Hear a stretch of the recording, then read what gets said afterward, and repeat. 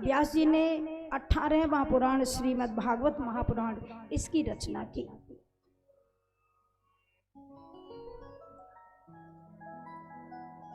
इसमें 18,000 श्लोक, 335 अध्याय, 12 स्कंद,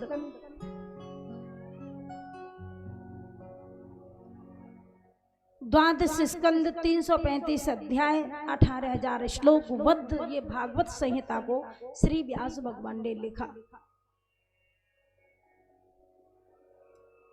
बोलिए भागवत महापुराण की जय।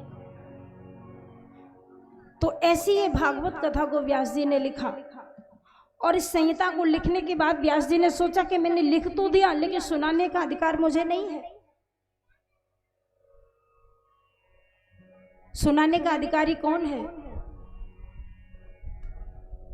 श्री सुखदेव भगवान, जो व्यास जी के ही पुत्र हैं।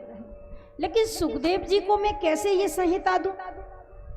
यदि मैं कहूंगा कि मेरा पुत्र सबसे श्रेष्ठ है तो लोग कहेंगे अपने बेटे की बड़ाई करते हैं।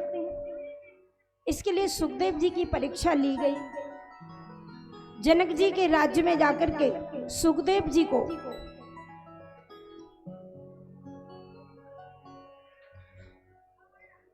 आज मिथिला नगरी में बड़ी बड़ी सुंदर अप्सराओं ने आकर के सुखदेव जी को विचलित करना चाहा, लेकिन वहां पर सुखदेव जी विचलित नहीं हुए। काम क्रोध मद लोभ मोह से जो परे है, कामम क्रोधम चर्षम भयम मोह तथैव च ममैव वृद्ध रोमाणी सर्वाण्डे तानि सत्तम इंद्रियाणि पराण्ड्याहुरिन्द्रियभ्यः परम मनः मनसस्तु परा बुद्धिर्यो बुद्धेः परतस्तुषः। जो इंद्रियों से परे, जो शरीर से परे, जो विषयों से परे,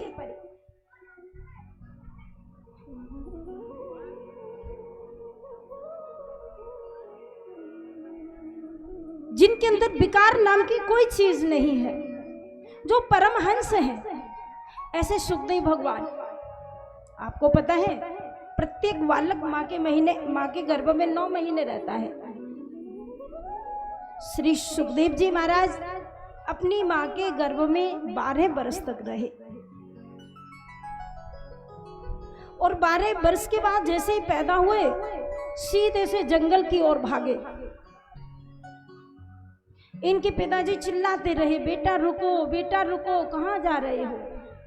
सुखदेव जी ने पीछे मुड़ के नहीं देखा। सुखदेव जी ने जान लिया मैं बड़ा हो जाऊंगा, पिताजी विवाह करा देंगे और विवाह कराएंगे, मैं माया में पड़ जाऊंगा, भजन नहीं हो पाएगा। इसलिए सब कुछ छोड़ के वन की ओर भाग गए।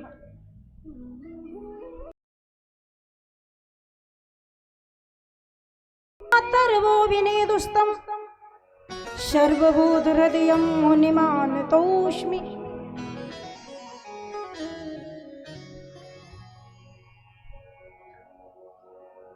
जो त्याग व्यास जी के अंदर नहीं था, वो त्याग उनके पुत्र सुखदेव के अंदर था।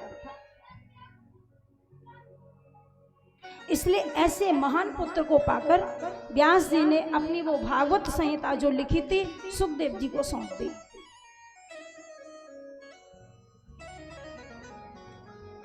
और अंत में वही संहिता पूज्य सुखदेव भगवान ने परीक्षित को सुनाई।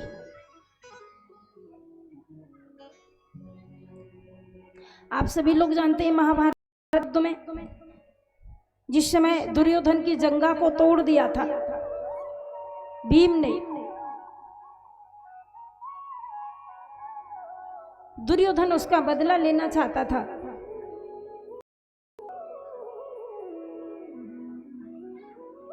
परीक्षित जी का जन्म कैसे हुआ, इसकी कथा सुनाने के लिए महाभारत का प्रसंग आया।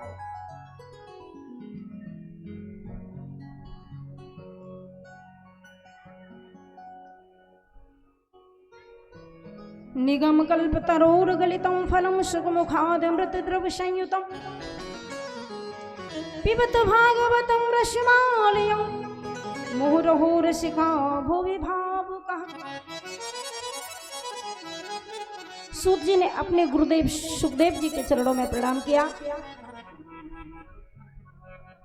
और यहाँ पर वंदन किया पूज्य सुखदेव को। यम प्रवजंतमनुपेतमपेत कृत्यम द्वैपायनो विरह कातर्या जुहाव पुत्रेति तन्मयतया तर्वो विनेदुस्तम सर्वभूत हृदयं मुनिमानतोऽस्मि।